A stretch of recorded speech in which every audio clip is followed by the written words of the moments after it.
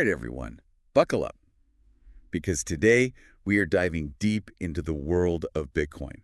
Buckle up is right, because Bitcoin is on absolute fire right now. It really is. Everyone's talking about it. That $100,000 milestone. Yeah, will it hit it? When will it hit it? What's driving it? Exactly. That's what we're looking at today. And we're going to do that by taking apart this really interesting article about all the factors that are pushing Bitcoin upwards. Yeah, this is a great article. Some of it's stuff we've heard before, but there are definitely some surprises in here. Totally. Okay, so first things first. Bitcoin has seen a 40% increase since November 5th.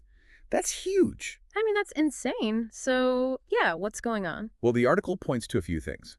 One of the big ones is the idea of a Bitcoin strategic reserve. Oh, yeah, that's fascinating. I hadn't really thought about it that way before reading this. So for our listeners who aren't familiar with that term, what does it actually mean? Well, imagine it like this. You know how countries have strategic reserves of things like oil or gold? Well, it seems like some big players are doing the same thing with Bitcoin. Oh, so they're hoarding it. Well, hoarding might be a bit strong. But yeah, they're holding on to large amounts of it, and that can have a big impact on the price. I see. So if less Bitcoin is available to buy and sell, the price goes up. Exactly. It's basic supply and demand.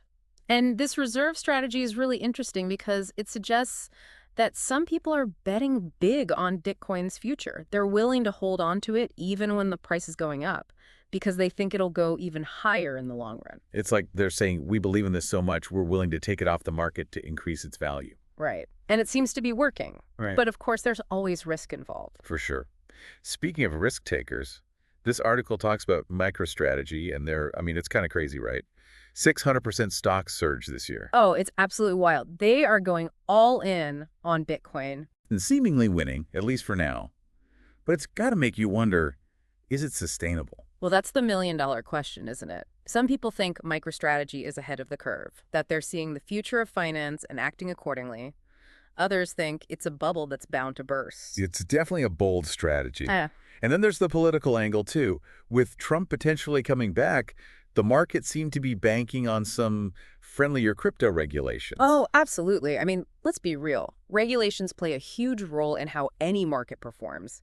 And crypto is no different. I mean, this article basically argues that the mere possibility of Trump being more hands-off with crypto is giving investors more confidence. Right, like they're saying, hey, maybe this won't be so tightly controlled after all. So that's definitely adding fuel to the fire. And then there's the whole thing with options trading for Bitcoin ETFs. Yeah, yes. A whole other can of worms. Yeah. So can you break that down a little? What does it mean and why is it important? Okay, so options trading lets you, let's say, bet on whether Bitcoin will go up or down without actually owning any.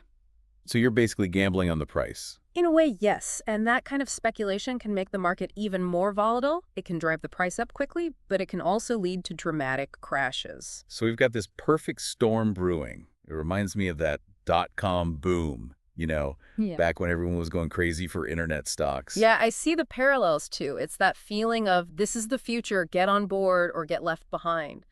But the question is, will this Bitcoin boom end the same way, with a big, painful bust? That's the big question. So for our listeners out there, even if you're not directly involved in crypto, why should they care about all this? What's the takeaway here? I think this Bitcoin story is about so much more than just one cryptocurrency. It's a glimpse into how finance, technology, and even politics are all intertwining in this new digital age. Yeah, it's like a microcosm of the bigger shifts that are happening in the world.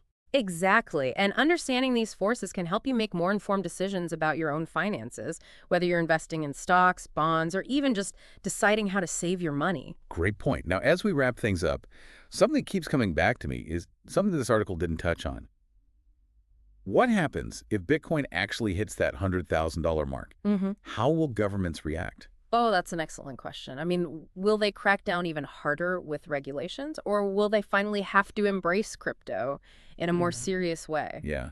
Will they be forced to sort of legitimize it in a way they haven't yet? And that raises another question. If Bitcoin's value is so tied to government actions and market speculation, can it ever really be a stable, reliable form of currency? A lot to think about. Well, we've only scratched the surface here, but hopefully this deep dive gives you a better sense of what's driving this Bitcoin surge and what it could mean for all of us. This is definitely a story worth paying attention to. Thanks for joining us. Absolutely. Until next time.